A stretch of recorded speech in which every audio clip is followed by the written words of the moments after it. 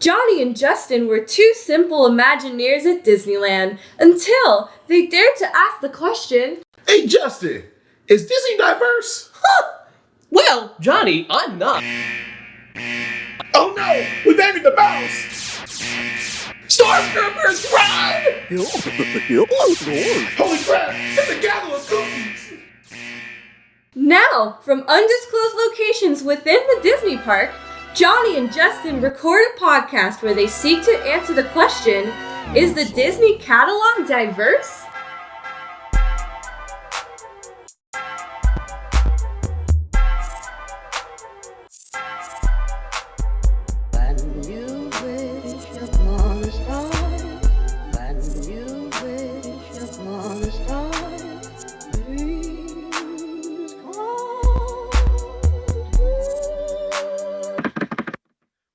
What's up, everybody? Welcome back to another episode of Disney+Diversity. I'm Johnny.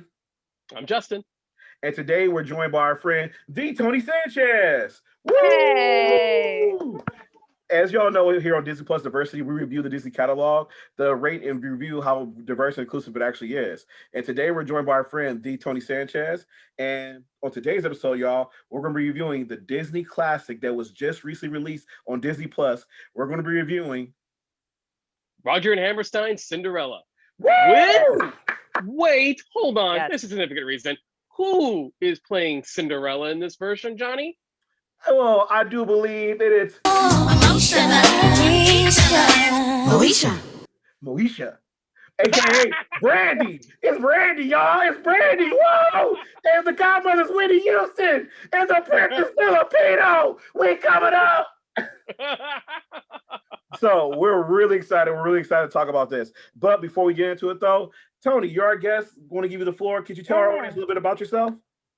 Yeah, I'm the Toni Sanchez, and I like to talk a lot because I've got a lot of opinions about movies and TV shows that only by maybe 10 people in the world ever really want to hear, but I'm here to offer them.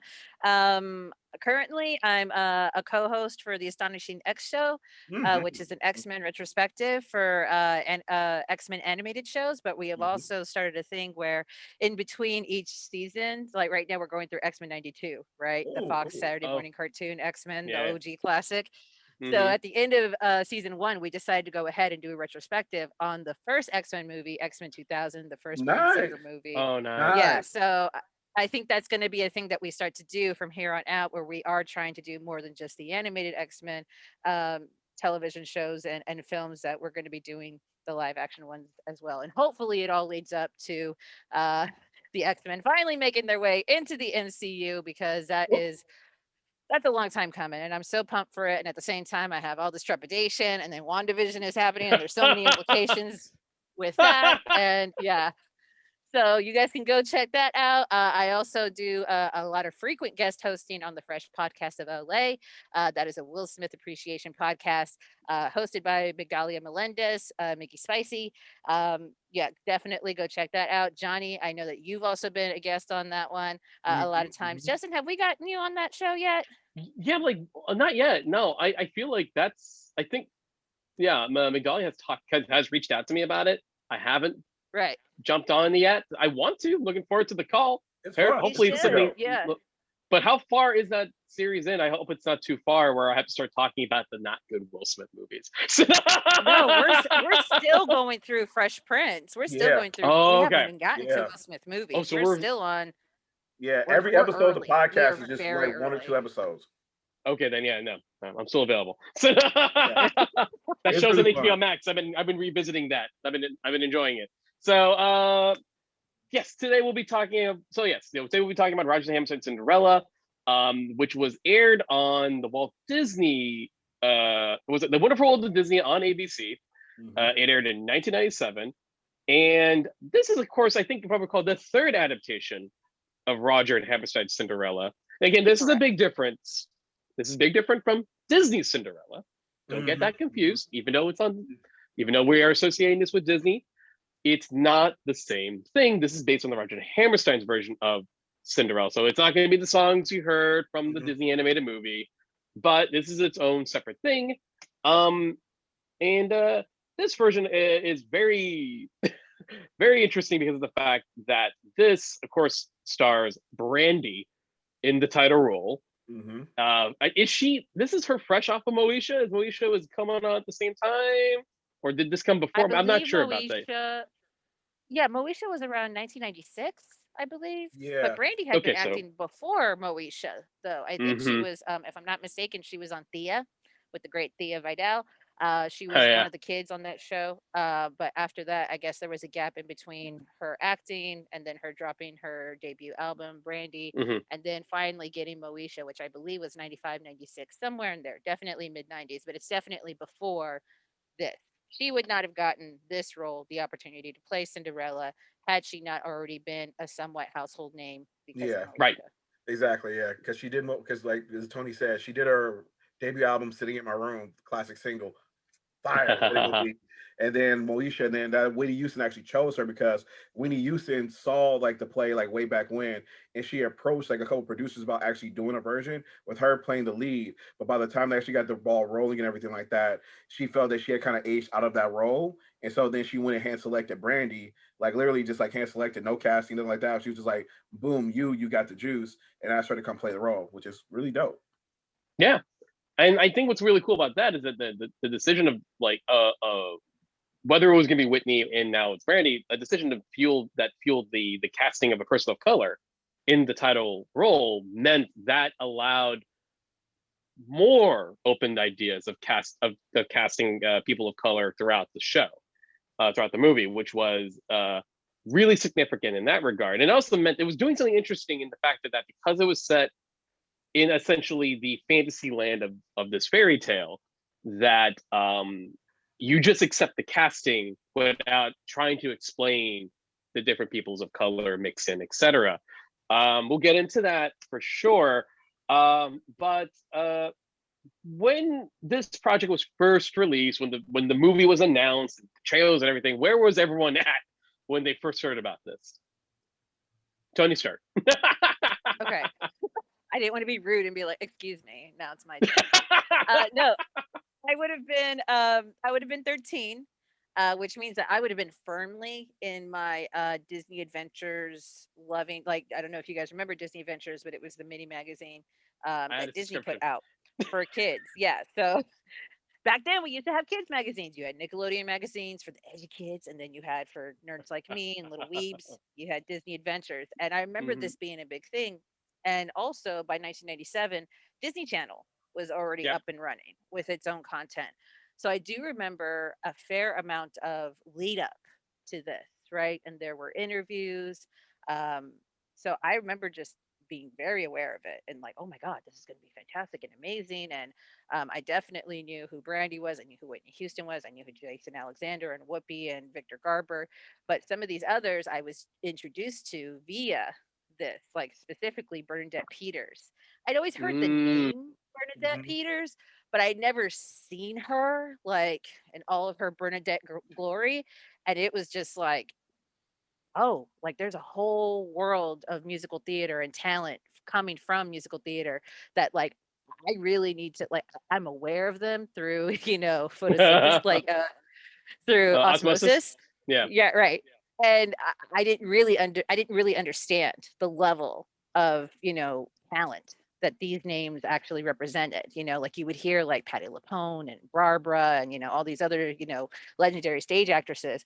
But I remember this being the start of like me diving deeper into musical theater because of this, because I was just like, oh, so you guys are for real. That's cool. That's interesting. For me, when this first came out, it was a big deal. Like I was talking to Toni about this like before the show. The thing about this was that like when we heard about it from the commercials, that was going to be starring Brandy and Whitney Houston was going to be the godmother. It was like, oh, Black people, we got to show up. Let's go. It was like Barack Obama at the polls. It's like, who running for president? We there, y'all. We is there. So same thing. That Sunday when this came on, it was like, all right, y'all, Brandy about to sing. Let's go. And so it was like a versus battle, like now type deal. But the thing about it was those as I watched it, I was like, oh, this is cool. And honestly, it made a really big impact on me when I saw the prints because I knew they were doing Brandy and everything like this, but again, I didn't know about they were doing like the rainbow casting. And so when this Asian American lead shows up, I'm like, oh shit. okay, this is kind of dope because again, like a lot of times for like Asian American actors during this time period, you don't see them step out onto like these like kind of roles. Sadly enough, it always feels like they're trapped in doing something that's usually martial arts related. Even when we talk about, for example, like Power Rangers, what me and Jess are huge fans of, it was like that still has like some martial arts action to it. So to see somebody like be far away from that and playing this role, it was like it was really dope to see, and it really stuck out to me. So again, it was really dope, and I was happy to watch it. Didn't make the greatest impact on me. Like when it was said and done, I was like, that was okay.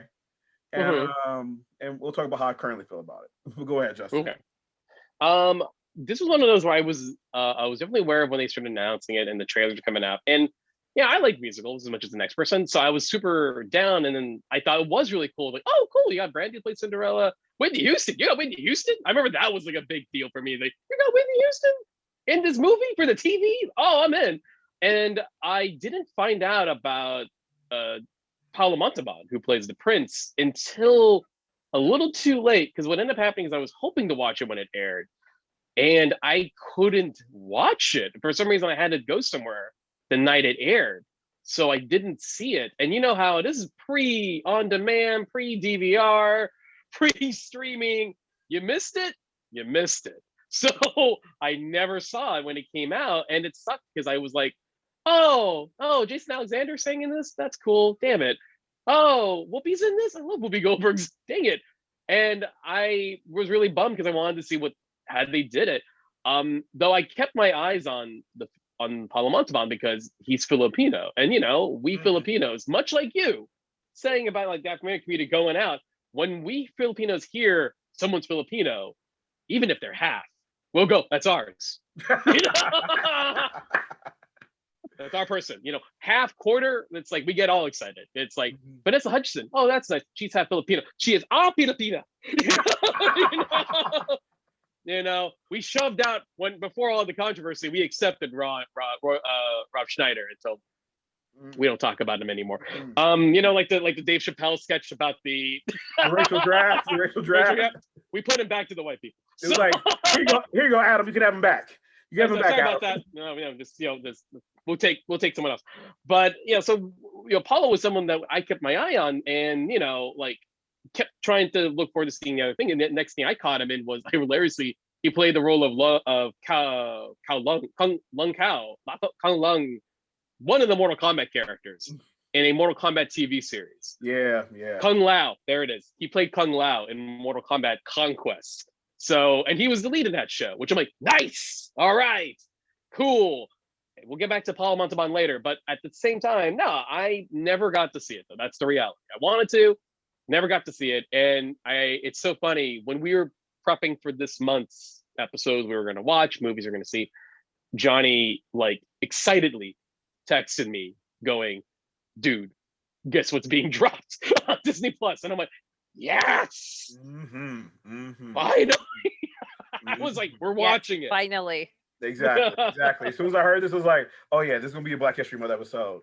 And the dope thing about it is, like it actually should, Black History Month is going to go for 5 weeks this year, y'all. So just be prepared because we already outlined everything. So you're getting some cool episodes coming after this.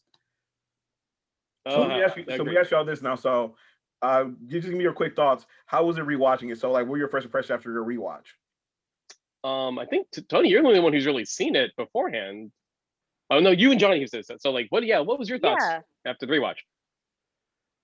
Okay, so since I have the DVD and have had the DVD for I think 10-ish years, I've kept it fresh in my mind, so it's not just a one and done deal when I was 13 and I never saw it again.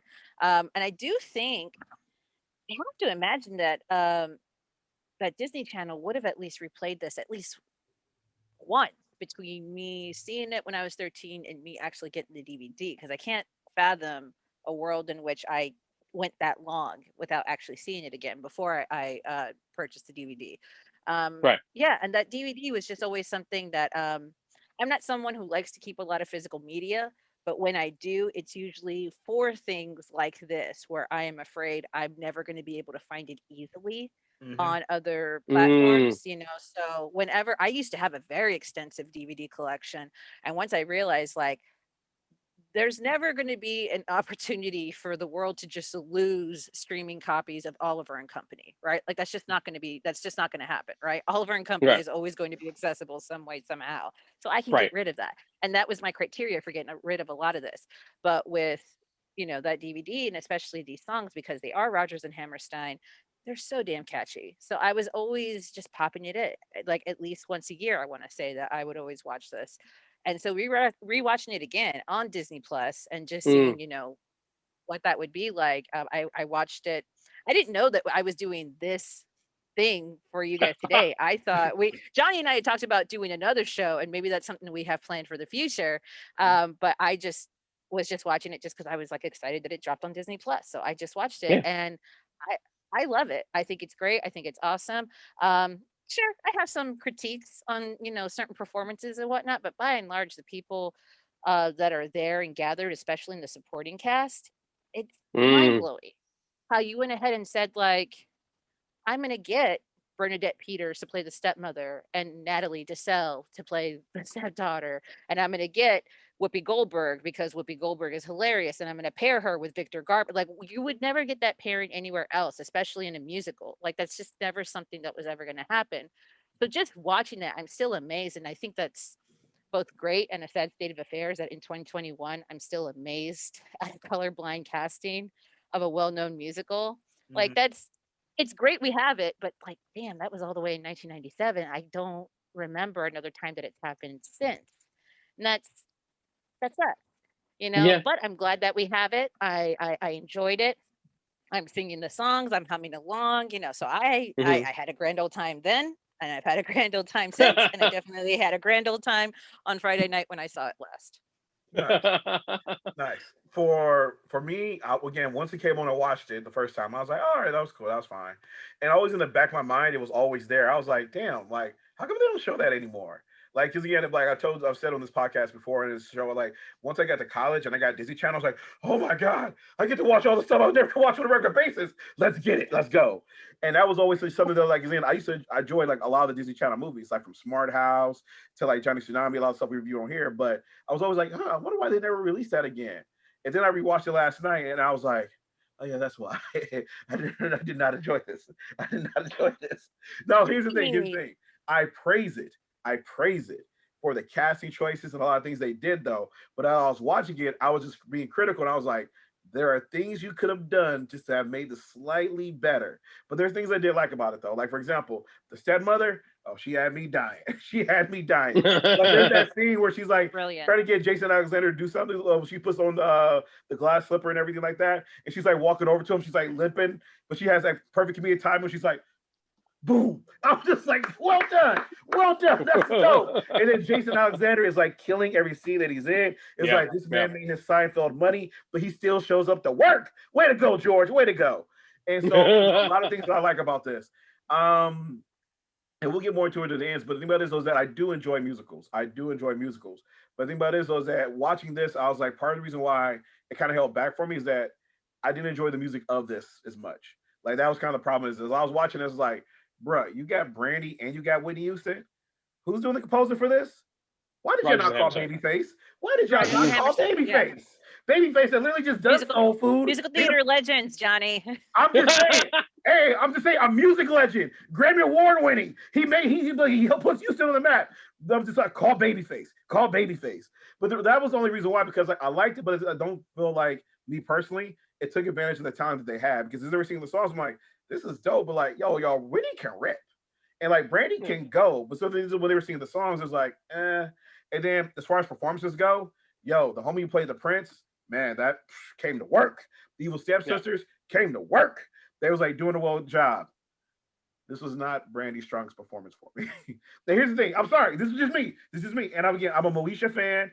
I watched all 4 seasons of like Moesha, watched all the way through to the point where the dad ended up having like a secret love child and Ray J showed up. Like, trust me, I'm a Moesha fan. That happened, Justin. Yeah, that happened. Yeah, it's crazy. That's how I felt behind. I apparently felt way behind on Moesha. Yeah, trust me, I was watching UPN. I was supporting black actors. But as I was watching this and I was watching her act, I was like, this ain't it. This is just for me. And I was like, this ain't your strongest look, girl. This ain't your strongest look. But that was just me, though. But at the same time, though, I'm praising them because I love the rainbow casting. As Toni pointed out, we get like Whoopi Goldberg. I always love it when musical theater people like from Broadway get to come to like their screen, because I'm really like, you people are stars in this circle, but y'all just stars in general, and you should get your shine. So to get on this platform is always dope. But there's just like those like where the critiques was just like some of the acting and some of the musical choices are what held it back from me. I think here's the thing, and I'll get my general thoughts on it, because this is the first time I saw it. Is like I overall liked it. It's not one of my favorite musicals of all time, but I like it. I think it's really good. And I like the casting quite a bit here. I will say Johnny's already kind of highlighting. Everyone's already highlighting Brenda Pierce. I'm not going to add to that. I agree. Everyone's correct. He's great. Correct. I want to point out though, I really loved, like Toni brought up, Victor Garber and like Whoopi Goldberg will never be a consideration as a pairing outside of something like this. And I really like them here. And I think they really work well together, which I was not anticipating. I thought, oh, Whoopi Goldberg's funny, Victor Garber's got some class, it works. But then it's like, oh no, they're great together. There's an actual kind of chemistry between the two. Mm-hmm. And I have to say, Paulo is fantastic, but I really do like his chemistry with those two and Jason Alexander. Yeah. But the thing I really love the most with Paulo and Whoopi Goldberg and Victor Garbo is that I'm sitting there, and Paulo's Filipino, Whoopi is not, but I have to say, their first scene together, when she's going, we should have this ball, and the prince's like, well, I don't really, and then the king's like, I think what he's trying to say is he doesn't want to do any more balls. The reaction that Whoopi gives to him, and then the prince going, here it comes. Yeah. I want to point something out. Despite the fact that Whoopi is not Filipino, that is a Filipino mom move. Mother. We're only talking maybe 400 or 500 at the most. Mother, you can't keep doing this to me. What? Max, what's he saying? He's saying he doesn't want to have another ball. No, he's not.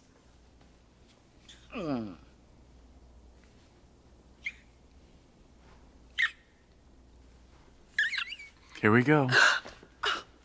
Max, my smelling salts.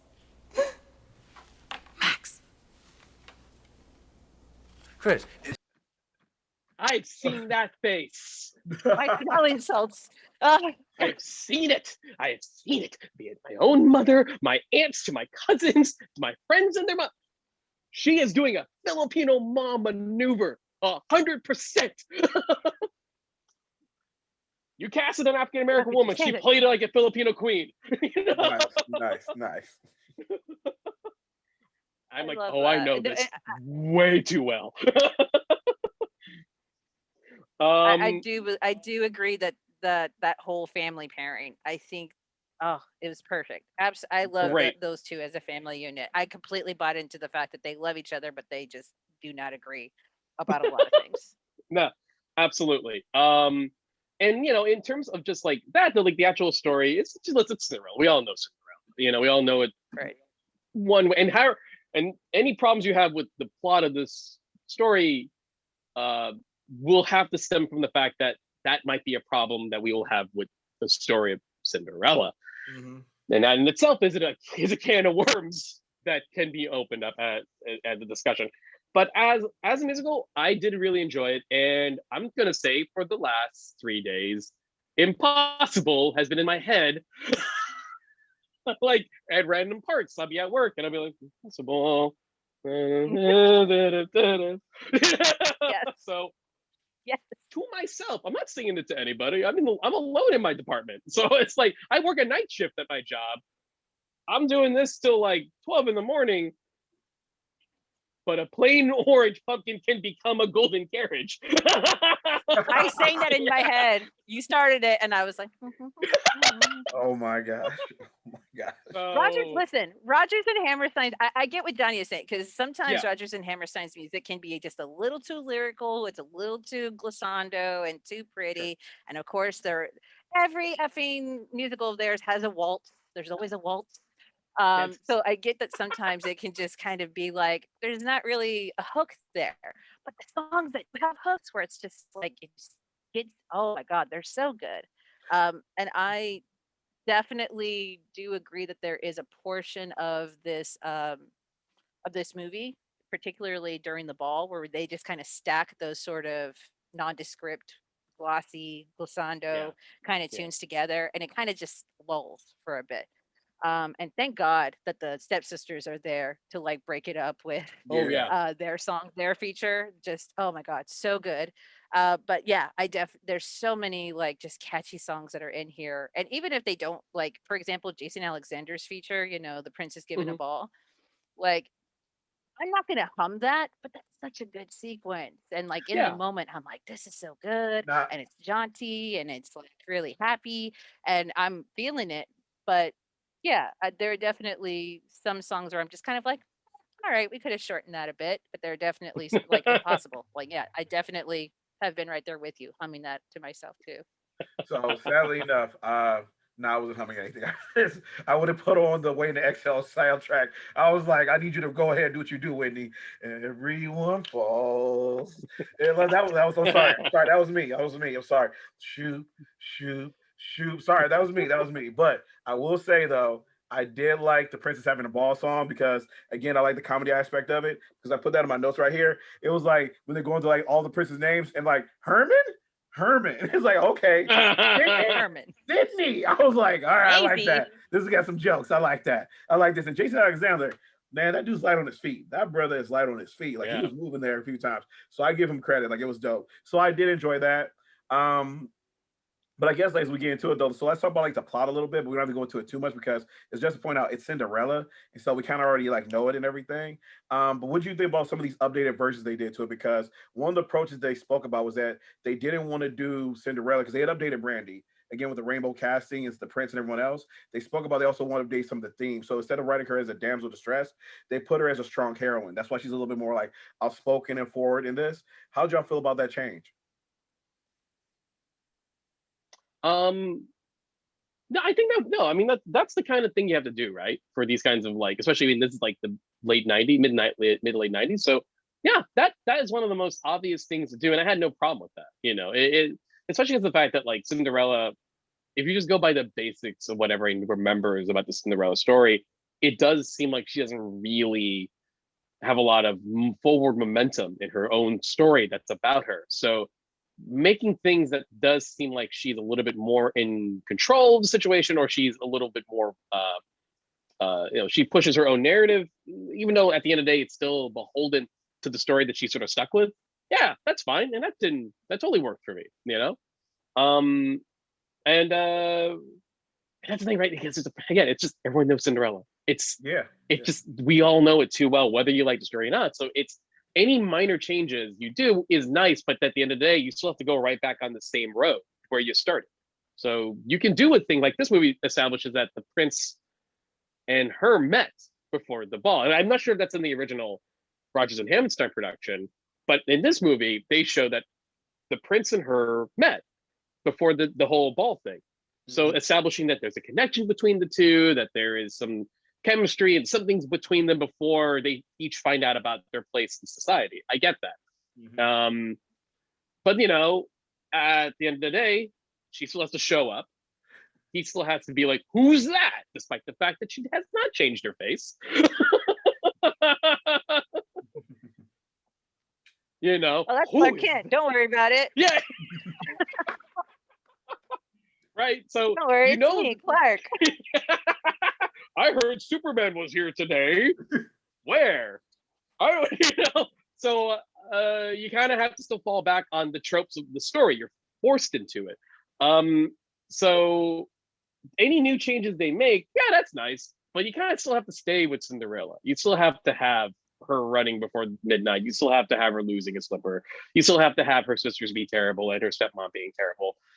You can't change those things. But any modern things, I'll accept them to be like, hey, that's cool, that's nice, that's an effort. Toni?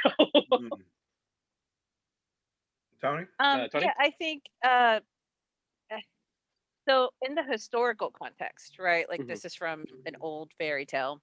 And the thing about Cinderella is that she is a noblewoman, right? She is of noble blood, but her stepmother, being such a douchebag, has decided to go ahead and denigrate her down to servant status, even though Mhm. her birthright is to be, she should be the one who's inheriting the wealth and the title and the lands and anything else that she can after her father passes on. But I guess because they're married, it passes to the stepmother. I don't know. I don't know the ins and outs and whether or not, I've never read the original fairy tale. Um, but basically, that's where we're at. This great injustice has befallen her. But because she made a promise to the dude on his deathbed that like she would always take care of the family, she's just kind of like, well, I guess this is just me living up to my father's promise. Like I can't just bail on them and say bye. Mhm. Um, so there is within to us reading or seeing this story again and again, it's just kind of like, well, she's just kind of there and she doesn't really have her own agency. But even in every iteration, she does say, like, well, it does say every eligible maiden, and I am a maiden. And even more so, the implication is like, I'm a noble woman. I definitely am in the running. I'm not just a girl that happens to live in the kingdom. I, as a noble woman, even though I've got this apron and this broom, I should be able by every right to go to the ball and do the thing. And she has every hope in the world that her stepmother is going to make good on that promise. And of course, we know that the stepmom just does everything in her power to make sure that that doesn't happen. So just by her wanting to go to the ball, going to the ball, doing the thing, and even these little changes where after her stepmom just reads her to filth, telling her that she's common, she's just like her mom. Her mom was common too. First off, I've never wanted to fight Bernadette Peters, but except for that moment in this movie. Um, and that scene where she's like talking to her dad, saying a prayer and telling her dad, like, I can't do this. I deserve better. Like, that's a big moment, especially within the context of the story. We've never had that happen in a Cinderella story before this. So any moment that came after, like especially with what was it, that 2016 remake, the one Yeah, with Lily yeah, James? What yeah, year was it? One Yes. of them? Yeah. Around that time, Yeah, yeah. yeah, yeah. right. So anytime they update the story from that, I mean, there's precedent from this movie for Mhm. that, but not in any of the other iterations that they would have done. So I think that it's easy for us in 2021 to just be like, she doesn't really do much. But it's like, Right. given the constraints, especially with her position and her socioeconomic status, and especially her status as a woman, like, yeah, there's not a lot for her to feel like that she can do, but also just her personality just kind of stops her from doing a lot of things because she is Mhm. just too nice to her own detriment. I feel you. Yeah, for I sure. Absolutely. Yeah, I feel you. Low key though, actually, for me, like I actually see it just a little bit differently because like I actually give her a lot of credit because I think she does have like a lot of agency here at times because they changed the themes up in this. Like that was some of the things I was taking note on. Like they changed a lot of themes for a traditional fairy tale. Like when the prince first meets her and they're like in the square and everything. It's like there's like how would you treat someone? And he was like, I'll treat him like a princess. She's like, no, treat him like a person and treat him with Yeah. respect. I was like, oh, that's good lines right there. That's some good lines. I like that. And then like later on when Winnie shows up and everything like that, she's up there like, can you make my dreams come true? Can you get me out of here? She's like, no, no. If you want to get out of here, you're gonna have to do it yourself. And it's like, Mhm. gosh damn, that's right. You gotta do it yourself. No one's gonna help you. I'm loving all these themes here that they're putting in. And then like later on, there's that classic line they say a few different times, whereas like the prince is like, do you know what I'm dreaming right now? It's like, do you know what my dream is? And then Brain's like, people dream about a lot of things. Notice I wrote it down. It's like it goes, people dream about what they want to do instead of doing it.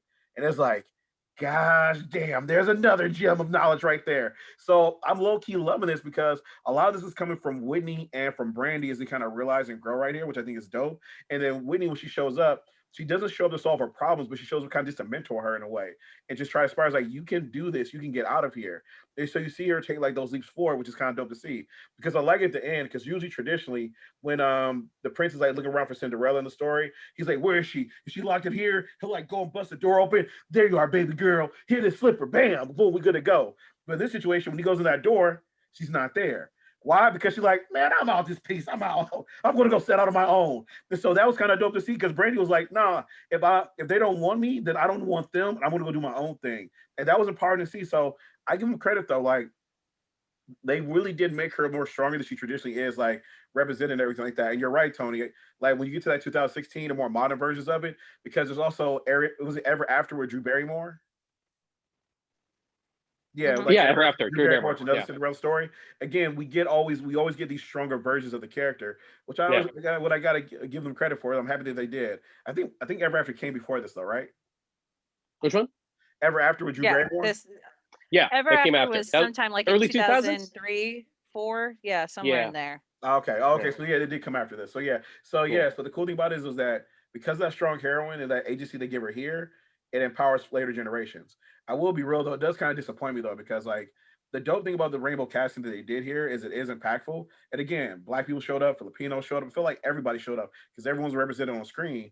But then when they're remaking these live versions of the films, I'm looking like, yo, why don't y'all do some of this rainbow casting with some of these modern versions of Beauty and the Beast and Cinderella and all these other tales that you're doing? Because they're taking place in these nondescript locations, you can go ahead and put like as Zendaya as Belle, or like, cast someone differently and everything like that. And so I wish that legacy of rainbow casting existed in their live action remakes and stuff they were doing now. No, I mean, you and kind that's of yeah. Go. see. Oh, so I was No, just go ahead, gonna Tony. say, I think the last time that I ever saw rainbow casting, and this is gonna be a terrible example, but was in Cats, Whew. because you didn't see the need to go ahead and cast everybody as a white person with previous Broadway No, experience. like But I this is think no knock on 21st Jason century. Derulo. No Jason knock on Jason Derulo. Derulo. It's just, I haven't but even Jason. seen Cats. I haven't even seen it. But I just think that honestly, Oh, it's one of the things I hate about 21st century audiences. We have too great of a need for hyper realism, and yes, agreed. anything beyond just going ahead and making sure that the white family all looks like the same like it would have been real easy for them to just be like, you know what, Bernadette Peters is a white woman with red hair. They went ahead and cast Vianne Cox as Calliope, who is another white woman with red hair, and it would have been real easy to not cast Natalie Desselle and just cast another white woman with red hair. But I'm Yeah, so glad that they just decided to go ahead and just say, like, you know what, we're just gonna pick the best, again, like the old trope that we always hear, like the best person for the job should always be the, and it's always just like a, some idiot trying to be like, diversity casting, but it's true in this regard where it's like they're just looking for the person that they believe is going to best fit in this role for whatever the purposes that they're yeah. trying to accomplish.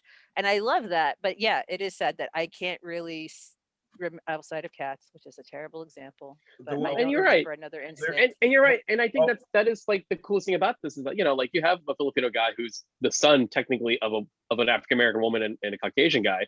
And the wonderful thing about this being a fairy tale and whimsical and its own world is like you don't question that. You just go, okay. Like, yeah. sure. They don't make a big deal out of it. Like, Yeah. oh, was he adopted from a Pacific island and that's why his no. He's their son. It doesn't fucking matter. Exactly. You don't question it. We don't make a big deal out of it. Like, well, it's so no, I'm with you. There are places for those time to explain those things, but like I think movies like this, and if Disney continues to remake every single animated movie they ever made into a unnecessary live action film, Which they are. which I'll probably be covering in my other podcast about remakes.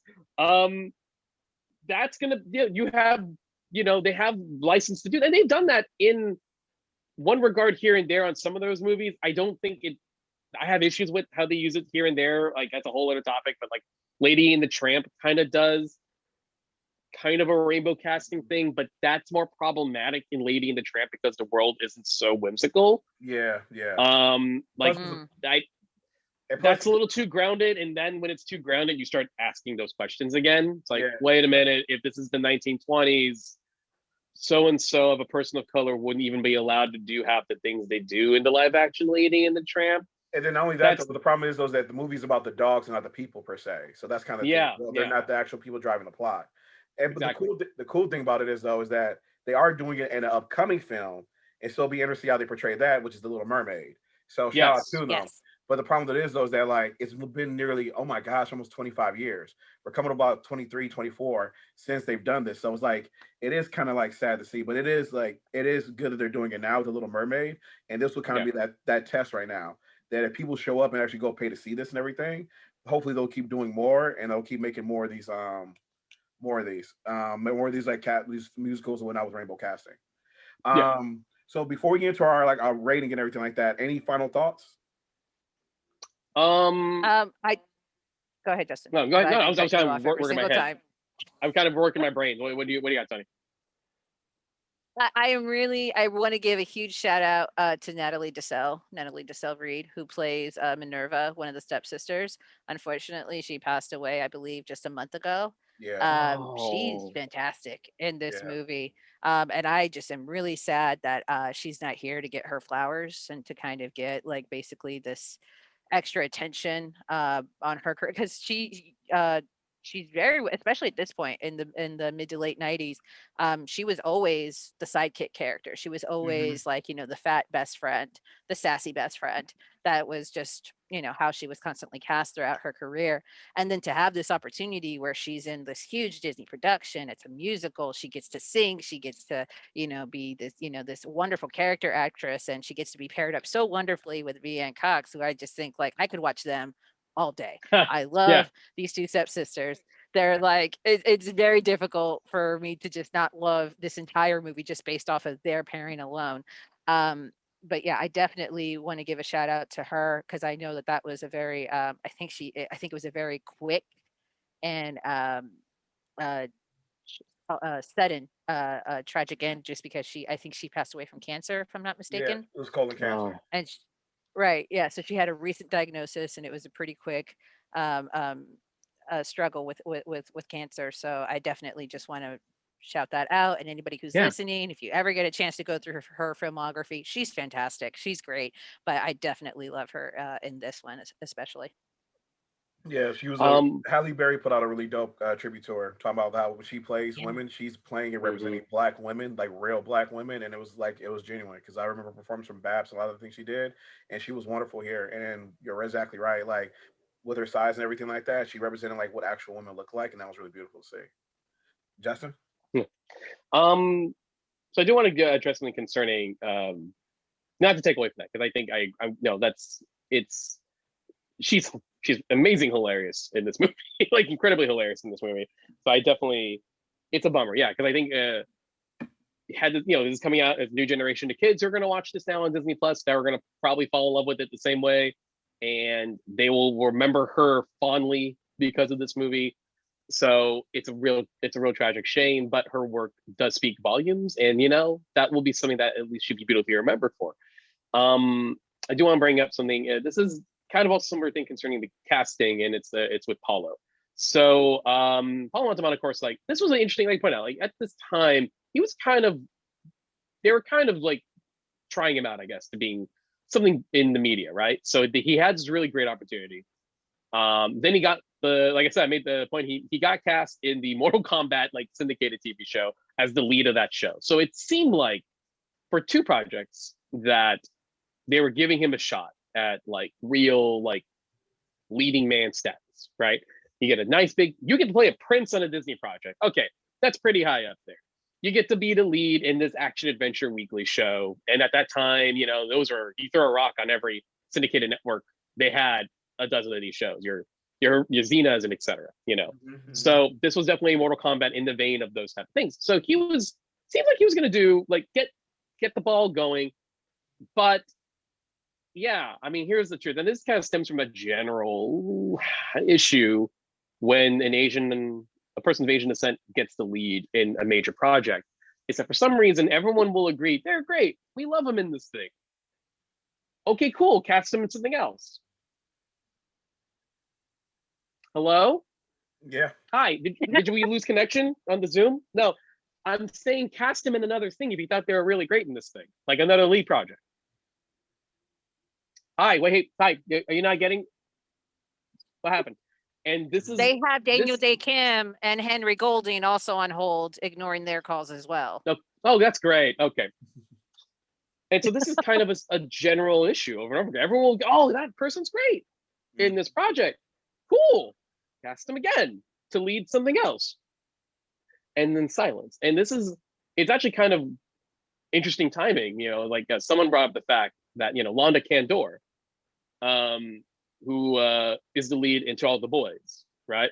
Mm-hmm. In the Netflix movies. And those movies are very popular. Everyone agrees she's amazing in that.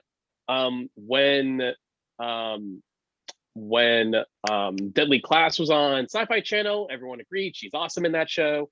Mm-hmm. She was coming out of she was starting to really blow up, and everyone like really liked Lana Candor. And then everyone's noticing that the guy who plays her boyfriend, Noah Centaurio, he's getting cast in a bunch of superhero projects, and then everyone's going, "That's fine.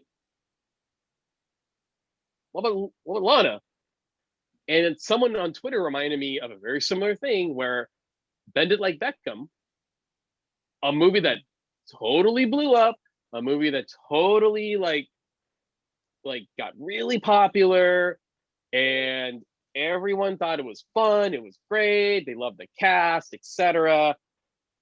Keira Knightley got to star and lead a bunch of feature films. Yep. Mhm. But where's the lead of Bend It Like Beckham? Yeah. Like, Mhm. where is Parminder Nagara? Arminda She Nagra. showed up. Yeah. But that was very fun in Nagra. She I know she eventually joined the cast of ER, but like, why is Keira Knightley gets to lead multiple franchises and big Hollywood movies, but the literal lead, the heart of the story of Bend It Like Beckham, why is she not? And this goes back to Cinderella, where Paulo got a lot of attention. People were like, "Great, he sings incredible. He's a great singer. He's got charisma. Dude is handsome as hell. Easy. Put him in a bunch of stuff. Put him in a bunch of movies. Put him in a bunch of TV shows.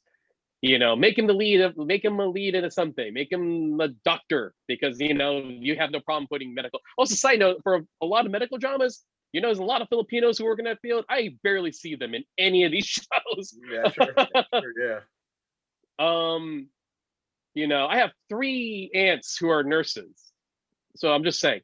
So, and that's small compared to other Filipino families. So, this is kind of just a general, consistent problem of this whole.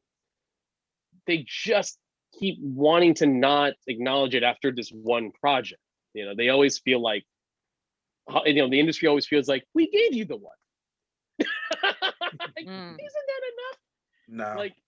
Like Don't bother us for another 30 years. Yeah, like Joy Luck Club came out, and everyone's like, look at this amazing film that cast all Asian American leads, directed by an Asian director, and it's a story that's specifically about an Asian American experience. Okay, cool. We don't go back to us until 30 years later when we do Crazy Rich Asians. And the Crazy Rich Asians blew up. It did well. It's a commercial hit. Everyone loves all the whole cast. Don't want to use. I mean, I guess I'm lucky that Awkwafina is comedic and has a big comedic personality, and you can shove her in. I like Awkwafina. Don't you dare, Johnny. I'm a huge Awkwafina fan, Johnny. Don't you dare. Don't you dare. I am. I think she's great. I think she's absolutely hilarious. I think she's incredibly talented. I think she's got all the chops to be a star. Don't shake your head, Johnny. What else do I have, Johnny? Tell me that. What else do I have, Johnny? Nothing, Johnny. Okay. I think she's great. I think she's legitimately great. This is not me saying that because she's Asian. I think she's a really talented person. So at the minimum, I got that. So also though, Henry Golding is great. No one's, he's slowly coming out. He has to make his own company to start making things. No one's casted Constant Wu in the same regard since that movie. And like, they will put them in other things. I'm noticing that, Gemma Chan's going through a bunch of Marvel stuff, etc. That's great. But when's the last time they greenlit a leading Asian project like Crazy Rich Asians? No. You would think they would start. You would think they would do a bunch. Justin Lin's been trying to make Asian-led projects the moment he blew up with Tokyo Drift in 2007. Yep. He's been trying constantly. And the reason he keeps making Fast and the Furious movies is because he knows, 1, he likes making them. That's actually a truth. But 2, he knows they will make money. And the more money he makes out of those is more fuel to go, great, help me fund an Asian M project. Because clearly I can make a successful movie. and still nothing. Still nothing. Yeah. You know? No, you're totally right. Because the thing about it is though, is that like I think about films that came out in the past, like Better Luck Tomorrow, which is like this like super dope film and everything like that. That's the name of it, right? The one he directed first. Better Luck Tomorrow is very strong. Yeah. Yeah, yeah. And the thing about it is though, there's a lot of people who come out like as stars from that who go off to other things. But it was like Yeah. there's a lot of dope acting that you don't see those people blow up. And immediately, like after you watch this movie, that was the first thing that went to my mind is like, okay, Brandy became Brandy. Like she multiplied and all these things. Whitney's an icon, blah, blah, blah. Jason Alexander, blah, blah. Like everyone's got their legacy. But the dude who played the lead here was just like, where's his flowers? Like, the thing about Izzo, Yeah. he propers. And the thing about Izzo, it's indicative of systematic racism within the casting system. The thing about Izzo is that, sadly enough, you're exactly right. We see Asian Americans and they trapped into like these like stereotypical roles where if it's not like martial arts or some things along those lines or this wise figure and things like that you don't get to actually like play like these diverse characters, but you actually can. To your point, you brought up like Crazy Rich Asians. Like that's an amazing movie. That's an amazing rom-com that's so dope, so rich in culture with all this amazing acting and whatnot. By Constance Wu, not Aquafina, but Constance Wu like holds it down and goes amazing. Love Constance Wu all day. But then after that, like we think about, for example, You'll Always Be My Maybe with Ali Wong in the park. And Randall's like doing side character gigs and whatnot, everything like that. But the thing about this was that like Ali Wong did Call Me Maybe. That movie is fucking fire. It's super dope. It's like rich in culture and history while also just being funny as hell. But is Judd Apatow writing stuff for Ali Wong? No. Is Judd Apatow writing stuff for Randall Park? No. He's writing shit for fucking Pete Davidson. And the thing about it is though, is that I totally got your back and I get it. Because the bullshit part about it is though, is that like what's the homie's name who directs Fast and Furious? You know I'm bad with names. The Justin, which the current guy, right? Justin Lin. The thing about it is that like a lot of times we need allies and advocates to step the fuck up and be like, you know what? We need an Asian American lead in this role. We need to do a film about this instead of always just like, let's just go find a funny white guy. Like it gets kind of like bullshit a lot of times and everything like that. So like, no, you're totally right, and I totally agree with you.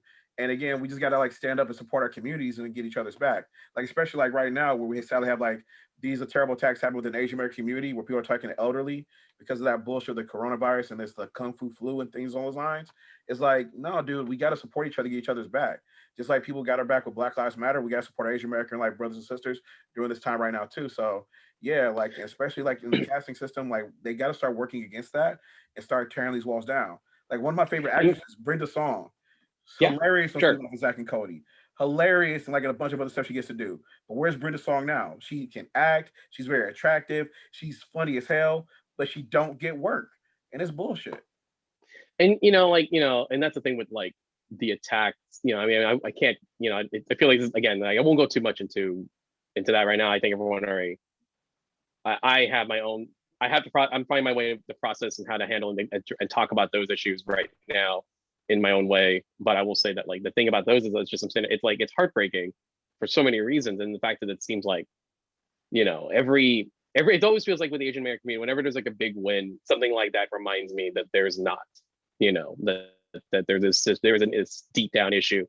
It's weird, like last year, like Parasite won the Oscar for Best Picture, and it was this amazing, freeing, beautiful moment of like me going, that's great. I love that movie. I think it's definitely the best movie of the year.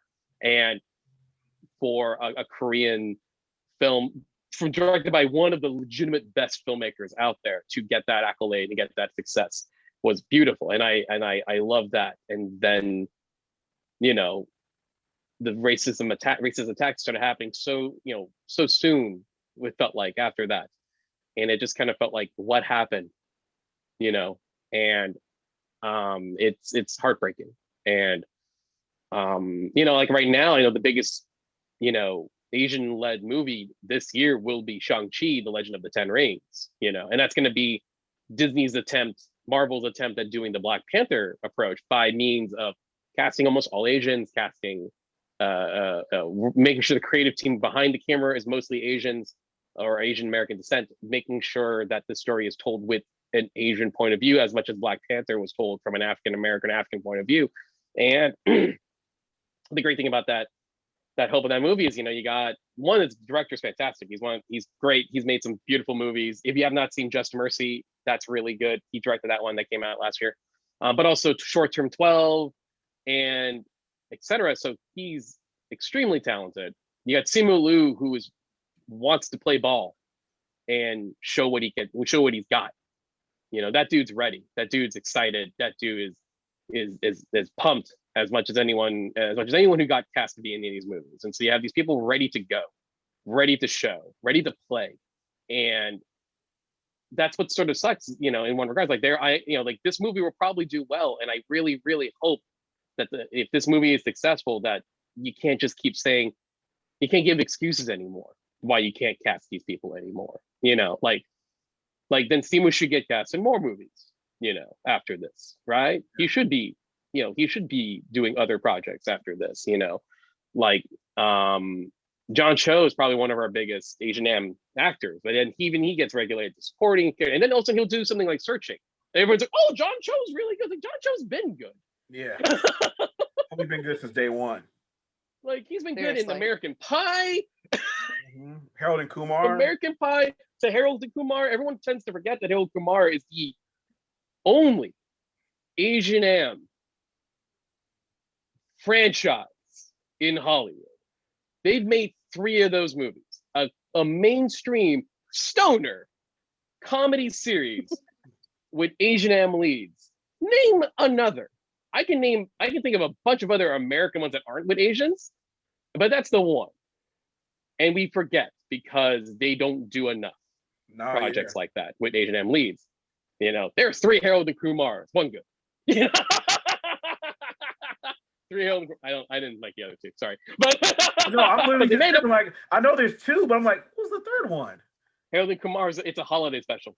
Oh, okay. I haven't seen. I wow. That. I didn't even know. Okay. Yeah. All right, cool. Yeah. It's not good. But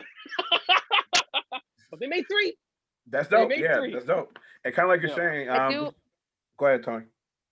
I was going to say that I do want to point out to especially the viewers, the listeners, like the whole purpose for shows like yours is so that way you guys can call attention to this stuff, you know, so that way people can go ahead and really wonder, like, do I have a problem with seeing, you know, an Asian person in a lead role or any other issues that you guys may have discussed on this show? And so that way you can kind of, even if you're completely unaware of it, where you're just like, that is right. I don't see that stuff happening and it should be happening more. And so that way, whenever those opportunities do show up, whenever somebody does get the opportunity to go ahead and Henry Golding was in that rom-com with Emilia Clarke last Christmas. I don't think it broke any sort of box office records. I don't think people were showing up to see that for a number of reasons. It, you know, just looked like sort of a run-of-the-mill, you know, holiday movie rom-com. And I get if people were just like, not right now. But it's also like, listen, what Hollywood is going to take from that is that nobody wants to see Henry Golding in a leading man role. They are just going to wait for Crazy Rich Asians 2 or whatever it's going to be called. You know, I forget what the second book is called. And it's the same thing that happens. It doesn't mean that you just have to blindly show up to any single like questionable project that shows up that may not be like, oh, that doesn't look too great. But the implication though is, of course, like, if I don't show up, is Hollywood going to take the wrong lesson? And inevitably, yes. Hollywood will always take the wrong lesson from numbers and whatnot. But you can always be aware of it, be aware of your choices, try to expose yourself more to other, cinema. The Parasite director had that really great when he was accepting one of his many awards that night. He was just like, once you get over the hurdle of 1-inch, captions and subtitles, you're going to open yourself up to a whole wide world of cinema. And it's true. So viewers, listeners, like the whole point of the show isn't just for like people to like vent their frustrations about not seeing representation. It's about the real, actual, practical effects of erasure and, the racism that exists within the entertainment industry, casting, et cetera, as exemplified by like the fact that Paolo Montalban should have had a career after this. He should have had his own TV show. He should have been, he could have played a doctor for at least 5 to 10 years on some crazy network show about how he's a doctor, but he's kind of dangerous, but not. But he's really good looking, but he's tortured. Like he could have played any number of roles that any of these other generic dudes get to play. And yet, where has he been? It's been like bit roles here and there. So it's like, just this show has a purpose. I love that you guys do this show, and I love that you guys talk about these issues. And I really do hope that people are Thank you. actually taking the opportunity to like hear what you're saying and actually try to expose themselves to other media and actually be aware of how they consume their media. So yeah. Thank you, And Toni. I want to thank you, Tony. Seriously, I mean that I really appreciate that. And I'm coming in really hot in this episode. I do apologize more than usual. I wasn't anticipating. I love that. That's my favorite flavor of Justin. That's awesome. So I'm sorry I'm coming in really, really hot than I usually am. And maybe because the fact that this subject matter is something I've been thinking about as long as I live. And I want to point out this is a panel I did. I did a panel for the Doctor Convention Gallifrey one back in maybe 2016 or 15 when I did this panel. And it was a panel about actually, diversity in Doctor Who. And you know, I won't go into the details of what we discussed in that panel, but it was a really good conversation. And then I will never forget. This is probably one of the best questions I've heard in any panel. But someone raised their hand and they were like, I hear what you guys are saying. I sympathize with what you guys are bringing up. So here's my question. How do I help? What can I do to help you guys so that your representation there's more of your representation in this media? Because I understand why you need it and the positive outcome of you being in this media. So what can I do to help out? Which I felt like my brain went, that's an amazing question. I never, because that's the thing, we can all get on our soapboxes and then get very mad and very heated and then very passionate and then step down from the soapbox and then assume everyone will be like, yeah, that does suck, and then walk away. I love that this person asked this question, and what we answered was, help us. You can help us by signal boosting what you like. Don't blindly love something because it's a person of color. So yes, if you like Henry Golding in a project, if you like Henry Golding and Chris James, then keep an eye out on Henry Golding and see if he works on something that you really want to see him. Maybe Last Christmas wasn't that project. Yeah, I can see that. I ended up watching it because I like him, but I caught it on home video on HBO Max, but I didn't see it in theaters because I'll admit, even I was like, maybe, but I didn't need the rush to see it. But I wanted to see it eventually. But if I signed up, but eventually, you know, he'll land a project that if I go, oh, wait, that sounds really good, I want to support you on that. I have been a Randall Park fan for 11, 12 years. Before everyone else started loving him as Jimmy Woo, I've been a Randall Park fan since 2009 because I heard about him in the Asian American comedy community. I was a part of that. I had a sketch comedy group, and my friends knew of Randall as he's the good one. Randall's good, and one to watch. Like I remember seeing him at a party and like oh that's Randall. And I'm like, who's Randall? My friends are like, Randall's good. That's how good Randall has been, and that meant that every time I saw Randall Park in a project, I made sure to pay attention to see if I wanted to see how he delivers. Whether I end up renting it or I go to theaters at the time or watch it when it airs, I'm like, okay, how do you use Randall? And I'm supporting Randall every time I go and watch it because he's involved or he's in a project that I think he's going to be really good at. So if you're watching this, you're seeing me and Johnny get very impassioned about this and this and that, and you're asking that question, okay, I understand. So how do I help? This is one way of helping. It's like, okay, you like somebody? Support their stuff. Go watch it. Tweet about them. Facebook about them. Instagram about them. If you think they're good and they're underappreciated, tell the internet how much they should be on other things because you think they are that good. Because eventually, money talks is the only thing that the entertainment industry really cares about. And if you show up saying, I'm willing to spend the money to go and support this thing, eventually they'll have to go, okay. Yeah. Okay. Yeah. And it is worth noting that the guy who just flippantly pitched like Jimmy Woo should headline a MCU X-Files show. Like that should be the next go-to move. That should be the thing. And then days later, he's like, looks like I'm writing a pitch And I haven't really followed up on that as to whether or not that pitch is actually because somebody from somewhere said, like, are you the guy who said that? Because if you are, I can get you in the room with the folks who would actually make that happen. Yeah. But yeah, I mean, like it's very conceivable that just from somebody saying like that should totally be a thing that happens. Jimmy Woo and the MCU adventures that he has. And now it's very possible just from one guy tweeting and all of these others, hundreds, thousands of people that liked, retweeted it, interacted with that. And now all of a sudden somebody somewhere could be taking a meeting, even if it's not with that guy, even if they just boost that idea from that guy, which would be a shitty thing to do for that guy, but it would be good news for Randall Park and for Jimmy Woo. So I'm rooting for that guy. I'm barely an acquaintance of that dude. I'm actually kind of aware of him, but like I am rooting for that guy. And yeah, like at the very minimum, you know what this found out is that within 2 episodes of WandaVision, once Randall showed up, it's like funny because everyone, oh yeah, he was an Ant-Man, but all of a sudden Randall gets to be full Randall Park in WandaVision, and then the internet just went, I love him. He's adorable, or he's hilarious. He is. It's like, have you not been watching 4 seasons of Fresh Off the Boat? I think the answer is no. And like, I'm sitting there going like, I guess not as many people saw Always Be My Maybe, because he's great in Always Be My Maybe. But you know what? If this fan base discovers him through a Marvel show, and this gives him a chance to do a project that he never thought he would ever be the lead in, like, I don't know, a Marvel action series, this is what I'm talking about. You like him? Tell them. Yeah. And if enough people say they like him, they're like, oh, I guess they want to spend the money on him. That's how they know. Exactly. That's how you can help.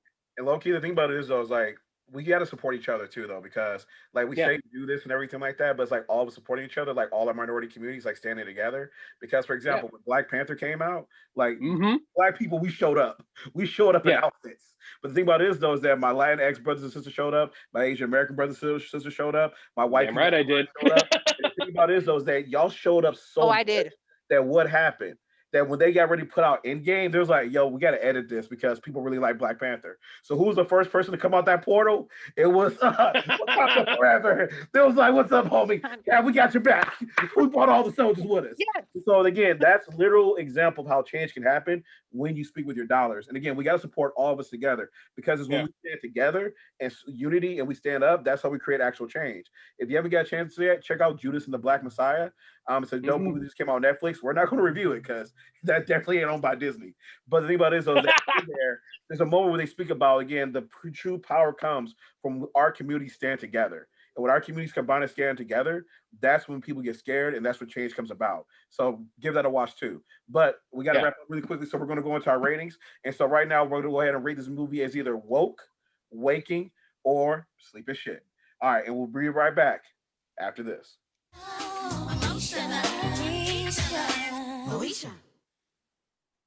Impossible. Nice. Okay, I went woke. You get 3 versions of woke from 3 different people hosting Impossible. Still don't like this music though. Still don't like this music. Okay, Toni, go ahead and break it down for us real quick. Toni, why'd you give it woke as our guest? Okay, because I mean, honestly, we talked about our critiques of this movie, and none of it had anything to do with the representation. Most of our critiques are just over the actual source material, whether or not we felt like song choices and song stylings and compositions and arrangements actually worked. We talked about whether or not Brandy, was actually up to the task.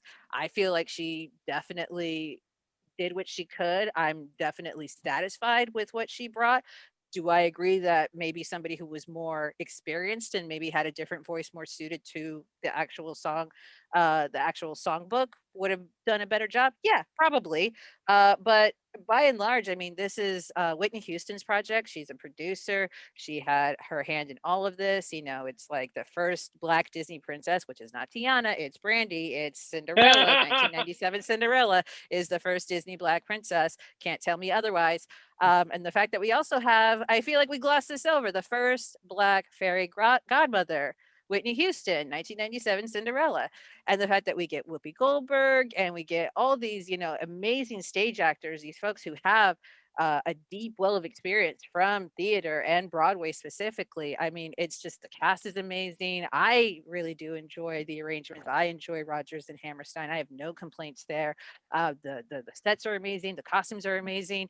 The only critiques we had was just about whether or not we felt like the music needs updating. Whether or not how messed up Hollywood is in relation to whether or not they're going to be casting Asian Americans, and Pacific Islanders in leading roles. But the actual movie itself is a great example of what you can accomplish, and how easy it is to just have colorblind casting when you really do go out there and just say, I need somebody who can adequately, and not only adequately, knock it out of the park, no matter what they look like, no matter if they're skinny or fat, no matter if they're black, white, Asian, Mexican, doesn't matter. Like, I just need someone who can sing, who can act, and who can go ahead and do this. And that's what they did. And I think it's a perfect, beautiful example that unfortunately Hollywood just did not follow that example. Good point. Thank you, Toni. Justin? What she said. Yeah. I can't add to that. I went, yep. Yeah. All right, Michelle. Yeah. No, I agree. I totally agree with everything Toni said, and there's also some other like layers to this as well. Like, first off, as you always know, we do the Bechdel test. This totally passes the Bechdel test because we get multiple times when women speak to each other about things other than men, for more than like a few moments of time, because we get Brandy and Whitney, we get the stepmother and Brandy, stepmother and goddaughter, so we get all these different things happening. So it's really dope and powerful to see. Furthermore, it does pass the wire test because there's multiple times where people of color do speak to each other. And what's dope is people of color of different races and backgrounds are even more dope. So it's like, just put some spice on it. That even makes it better. So that's dope as well. And then furthermore, like another place that kind of stands up at that we don't talk about was size difference. We talked about Natalie being in this piece. And again, she's being a bigger woman, so we see those size differences. And then we also get women of different shades as well, because a lot of times with black women is usually light-skinned black women can be cast a lot of things. So our dark-skinned sisters don't get the love they deserve. But here we see like 2 dark-skinned sisters who are the leads in this, 3 with Whoopi as well. So again, it's so dope to see. So honestly, yeah, it gets woke for me.